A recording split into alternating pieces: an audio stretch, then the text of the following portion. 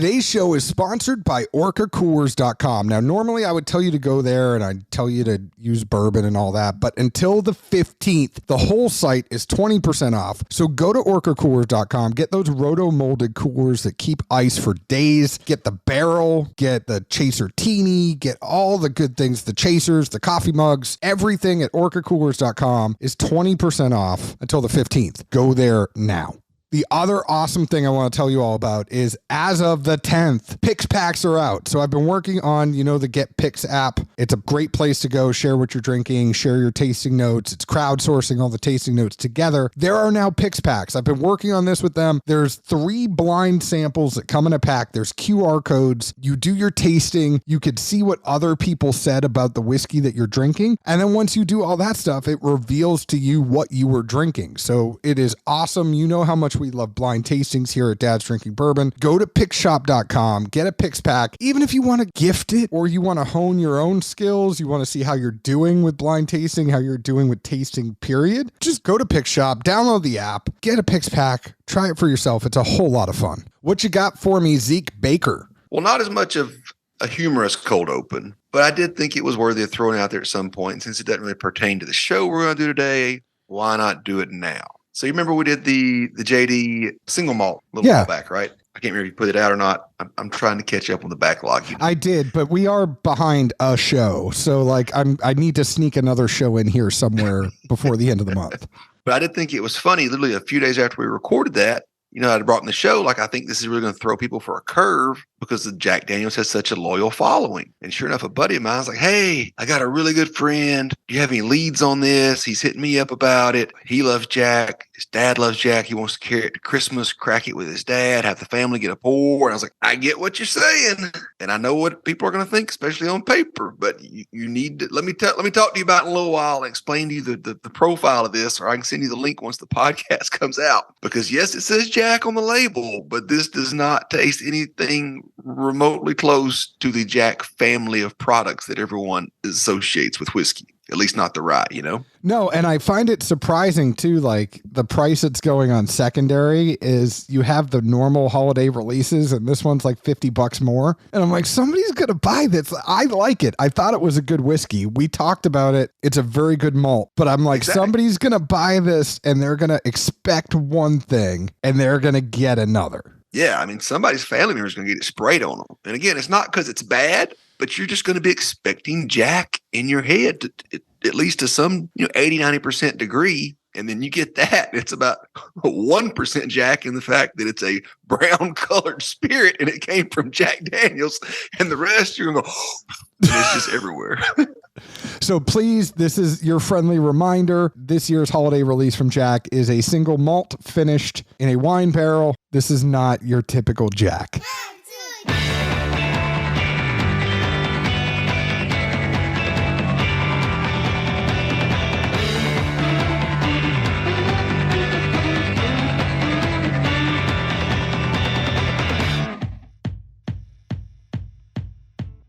Hello, everyone. My name is John Edwards. With me, as always, is Zeke Baker, and together we make the Dad's Drinking Bourbon. Wherever you are, whatever time it is, thank you for making us a part of your day. Zeke, we took a little week off. We had to get some stuff ready for the holidays, so apologies. I mentioned that before. We will be making up the shows this month, though, so you get your regular allotment. You have a good week? Busy. Work's been busy. I'm trying to knock out some continuing education for a few licenses I have that need to be renewed at the end of the year. So I've been multitasking with that during my days and then trying to figure out presents for the kids and adulting and all that wonderful stuff none of us really enjoy but have to do in this time of year. And it is such a crazy month. I feel like everybody's trying to get everything in before things renew at the end of the year. So we took a week off, but we got to go Christmas shopping. We got to do stuff for the kids. My daughter had a singing performance that she absolutely did awesome at. I know you guys really care about that. I care about that. She did awesome. I'm a proud dad, so I'm gushing a little bit. She really loves singing, and I love watching her up on the stage. So we're back. We have so much stuff. I dropped so much stuff off to you though during this week, and I got even more. And there's this like staging area of my house where I put things before I pour off samples for you. And I'm just in so much trouble because I feel like the staging area this time of year just is there, and it's always there, and I need to keep the place clean. And anyways, so I'm doing a shitty job at that. So I need to get more samples up to you. What we are drinking today is the fall 2022 edition of Old Fitzgeraldn Bottled-in-Bond. Heaven Hill Distillery announced the release of the fall 2022 edition of Old Fitzgeraldn Bottled-in-Bond at 19 years old, the oldest to date in this specific line. Comprised of barrels produced in September 2003 and bottled in October of 2022, the 10th national release ushers in the latest addition to the Hallmark series, which adds to the Bottled-in-Bond legacy. Bottled in an ornate decanter, the fall edition denotes a black label consistent across all fall releases. As was the case for the past editions, this edition's tax strip, which has always been a signature of transparency on Bottled-in-Bond products, will disclose when the liquid was produced and bottled. It meets the strict requirements of a Bottled-in-Bond, the product of a single distillery from a single distilling season aged a minimum of 4 years and bottled at 100 proof or 50% ABV. This edition's MSRP is $240, which they used to do that $10 a year thing. I think they stopped doing that, so now it's $240. Hey, maybe the market went up. Maybe it did. Any questions you have for me about this one, buddy? The only questions I have going into this, I think, would be better off following our notes. I mean, I don't think they ever disclose release size on these things, do they? They don't. It just says allocated. I presume being 19 year, probably going to be less than most of them because it's older, more evaporated, got lost, etc. I think we could all say that would be a common sense rationale kind of thing. 100%. Other than that, it's what, the standard wheated mash bill of all of their Old Fitz products. Yep. Which would be the same mash bill as Larceny. Yep. Okie dokie. And Lord knows anyone that's listened to us for any length of times definitely heard your Bottled-in-Bond spiel. I know. Twice. Or like 18 times. I'm sorry. I know you like it. I just don't have the energy for it tonight. I'm sorry. I'm sorry. I am sorry. I'm sorry, my friend. I don't know what to tell you. Like, I know you're tired. I know you didn't get any sleep last night. But it's 68% corn, 20% wheat, 12% malted barley. Fair enough. What did you get for this whiskey, Zeke Baker? For the Old Fitz 19, let's see what the notebook says here. I've got down that there was mainly oak on the entry, but it's not overwhelming, and it really has a good bite sense to it. Why do you have a blown up text message piece of paper? Because this was my itinerary from the weekend that I printed from my phone so I could write notes on it and know what to pack. Oh, okay, cool. For those of you that know, Zeke and I are Zooming right now, and he held up this piece of paper and it's a text message. I'm like, why do you have a text message? But anyways, okay, so oak. Yeah, again, there's, mainly oak was pretty much the biggest thing I picked up on the entry. It didn't like startle you or overwhelm, and I thought it had I put good bite. I guess a better word is probably balanced or in tune. If you listen to us more than a few times, you'll know that, especially me and John normally as well, don't really get into the heavy oak profiles. Obviously, it's going to be there, needs to be there as a necessary balancer, but I prefer sweeter side of things. But I did think this was in tune with where it should be for a 19-year product. I didn't think it was very viscous, and in terms of the oak profile that I picked up, I felt like it had, the usual suspects that I'm sure we could all name off. It probably had over time, so I usually try not to waste too much breath or energy there. But it definitely differed from a lot of more recent, even not as aged products, in that it was just a truly essence of, new oak, and it didn't have the charry, briny, pucker up your mouth kind of feeling. It definitely wasn't even too dry at all, I felt, for a 19-year. Again, much less like, making you kind of pucker up at all or make a fish face kind of thing. I thought the finish was either slightly bitter or maybe a smoked almond finish, but I definitely got like a remnant of some type of almond in a can of nuts thing. I think it may be somewhere between smoked and like this was kind of dry ones, dry roasted, I guess. The finish hangs around, but it hangs more as a feeling than as a perception of flavor or flavors. Like I could tell it was there. I could tell it was coming off my tongue. It was evaporating some, and it did it very slowly. but I didn't have a reminiscent flavor that lingered in my mouth, if that makes sense. It was very unique in that essence and kind of hard to describe because honestly, I can't think of many things that do that. But again, you can't call it anything but the finish because it's lingering like one, but there wasn't a whole lot of taste to it.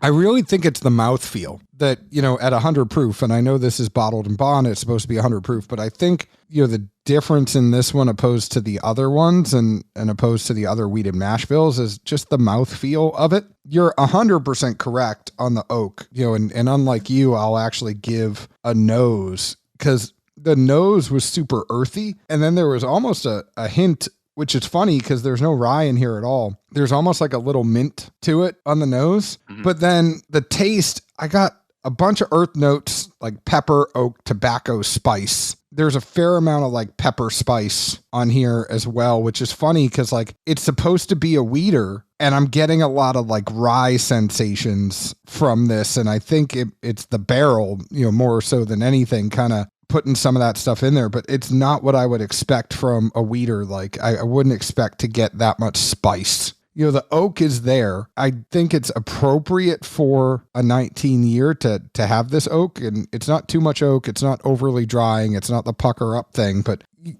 oak fans, it's funny because there are people, I think there's two camps. Right? Let's just throw this out on the table because both from the same distillery, I've heard people say that this Old Fitz 19 is their favorite thing this year. And then there's people like you and I that are like the Heaven Hill 17 might be the best thing I've had all year. One is sweet.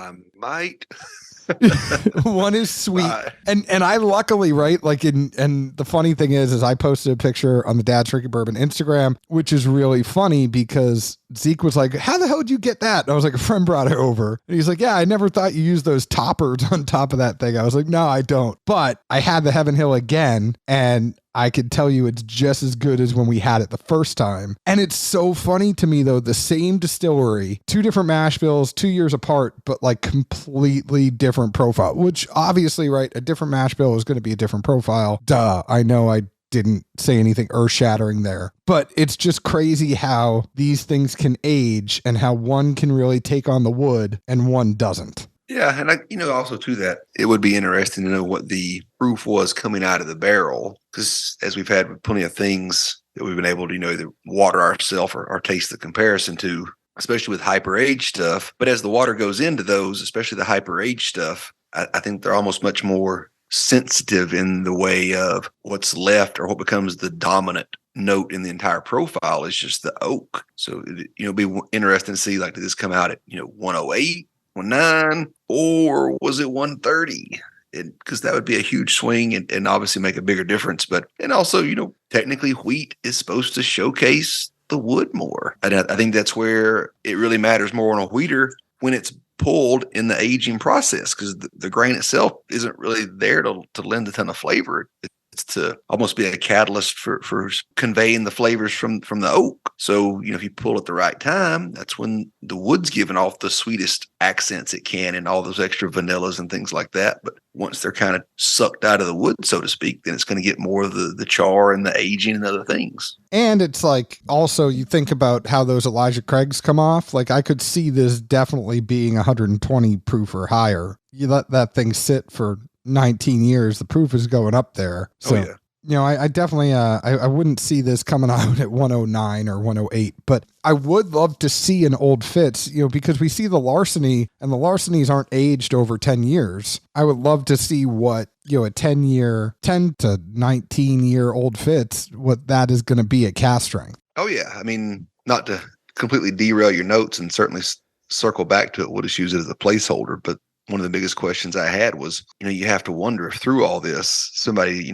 compiled data or try to do enough research to get a better idea of, all right, they're obviously trying to grow the larceny barrel proof line to get it to keep up with Elijah Craig, 3 releases a year, same format, et cetera. Did anybody try to, map out or find the data to say, all right, here's where the barrels, the age wise, we should start pulling to get the perfect balance of flavors for this product, because they've done these Old Fitz. And I mean, I don't know how far the years span. I don't even know if you do at this point, but I know they've been all over the place, and we've been lucky enough to try most of them, and the flavors have been all over the place as well. So I thought there's definitely got to be some kind of good, marks or data points that could have been obtained or derived from this. And I just wonder if they had a bunch of old Fitz. Like, the question I have is, did they map it out saying like, okay, this one's going to be a 9, this one's going to be a 14? Like, did they map it out that way? Or is it just like, hey, we're tasting all these old Fitz barrels we have, and the best ones are going to come out, whatever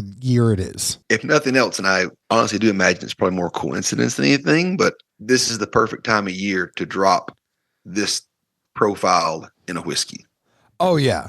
If this is a winter pour, like if you're asking me what a winter pour is, it's totally this. This is kind of like your standard bourbon in the fall, winter. And then once you move to snow on the ground, that's when you get that port finish of the Midwinter's Night's Dram that comes out. But the funny thing, and I've said this all along, I think there are 2 distilleries that right now could easily compete with Buffalo Trace, and why they don't do things differently. I mean, I know everybody kind of does their own thing, right? But I think Heaven Hill could have an antique collection, because you think you have like the Old Fitz, you have the Parkers, you have the Elijah Craig. You have your specialty releases from Heaven Hill. I think Jack Daniels could do an antique collection. Like, they're not going to call it the antique collection, right?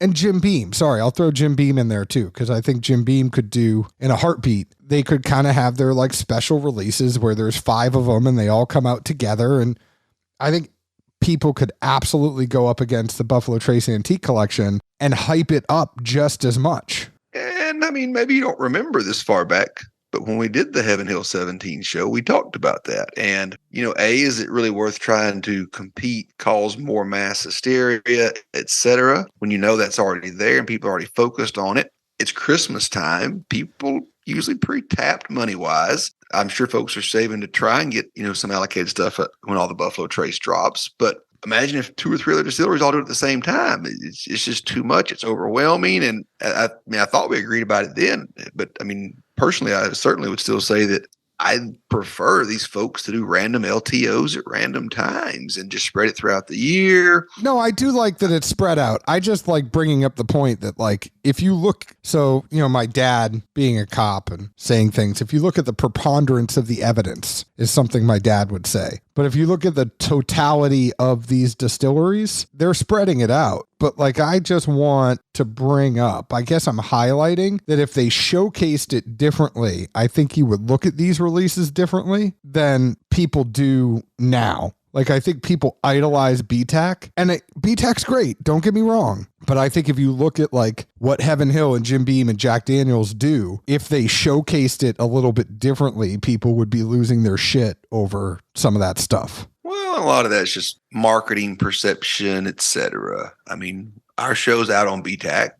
We don't really compare them to any other LTOs or releases from this year or whatnot. But I think most people could infer from our tasting notes and enthusiasm, or maybe more so lack thereof, for some of that lineup, that, like, there's plenty of other great drinkers out there. Let's be honest. I mean, I always look forward. It's a bummer, right? When you look forward to certain things and they're not always, I mean, every release is different, but I do love Heaven Hill. This one, ultimately at the end of the day, right? Like, if you're an oak fan, this is not going to be our ideal Heaven Hill pour. We just tipped our cards and told you we're leaning much more towards the 17 than this Old Fitz 19. But if you like oak, this is absolutely your jam. Like, I can understand why some people think this is their whiskey of the year if that's your profile. Yeah, it's a good pour. And, I think also to kind of, I guess, go back to, comparing other brands, distilleries, and their LTOs and whatnot, they still put out an array of profiles without that many mash bills or doing too much, too different at Heaven Hill. If you really think about it in that realm, I mean, even look at how far the range is on some of those ECBPs and the larceny batches from each year. I know it's technically not an LTO, so to speak, but they are pumping out an array of flavors that, to me, circles back to where bourbon should be, and I wish it was more, and not someone asking, how much is it worth? What can I get for it on secondary? Yada, yada, yada. But it's friends sitting around with a damn open bottle saying, what'd you get? and then just arguing about it because you can for 30 or 45 minutes on which one might be the best. Like that was the good old days. Shit. Oh man, that was great.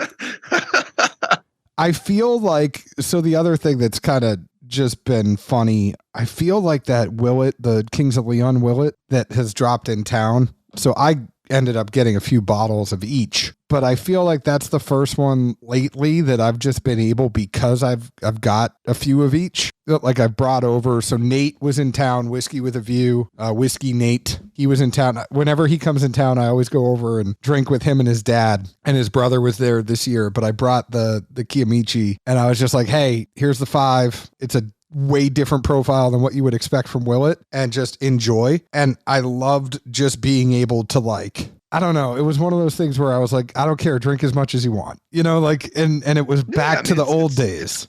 It's good to have stuff that at least looks fairly limited and folks haven't seen it or haven't had it. And like, oh, I've been wondering about that one. Care if I have it? Man, it's open for a reason, son. Go to town. 100%. 100%. And so, like, I miss those days of, like, when things you could kind of get a backup, and I never want to be greedy, and I never want to, like, have a museum of bottles at my house, but I do like, for certain ones, having a backup, because I tell people, like, I'm too generous about it that I'm just going to, like, want to bring it over and say, drink the hell out of it. And then, like, I do that with our picks all the time. I bring our picks over to somebody's house and we'll drink like half the bottle, and then I'll be like, oh, you just keep it. And then I'm like, shit, I don't have any more of our picks because I keep, like, letting people have it. I don't know. This time of year, I mean, it's what we all want to do. It's holidays, people get together, food, drink, yada, yada. Like, you want to be able to share and have some good stuff that people are excited to try. I know. And we're rambling, but bottom line is, if you love oak, this is a great pour, right? Like, yeah, I mean, I don't have a dig or a knock on it at all, other than it's not exactly in my profile. Would I complain if someone poured it for me? Hell to the no. My only other final kicking question that I've heard around the rumor mills, since I still try to keep up with those a little bit, I've heard this might be the end of the line. Really?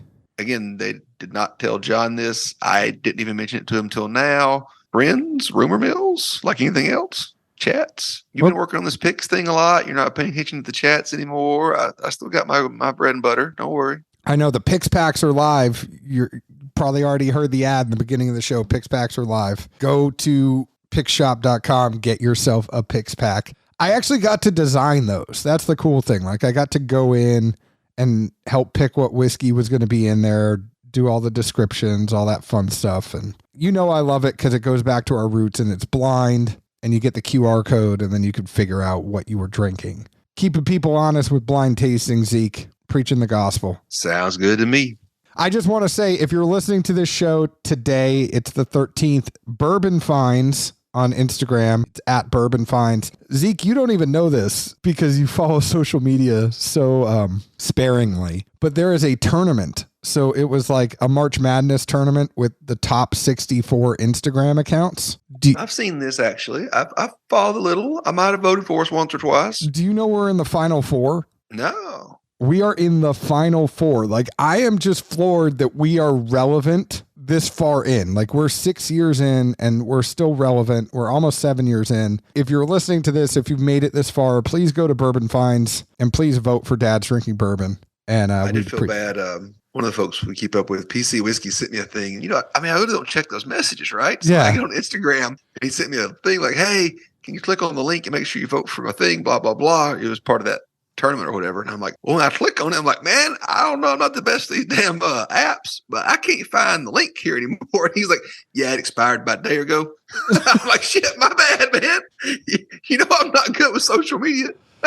Yeah, that's how it goes. That's why Zeke is not in charge of our Instagram. But thank you, Heaven Hill, for sending us this sample of Old Fitz 19. Obviously, you could tell by the way we talk about it, it's not like we're swayed, but we are very humbled and appreciative that you send us some whiskey. Go ahead and find us on Facebook at Dad's Drinking Bourbon, Twitter at Bourbon Dads, Instagram at Dad's Drinking Bourbon. Please leave us an open, honest review, just like we leave open, honest reviews about the whiskey we drink. Zeke, where else can the folks find us? Good old Music City, US of A. Cheers. Ciao.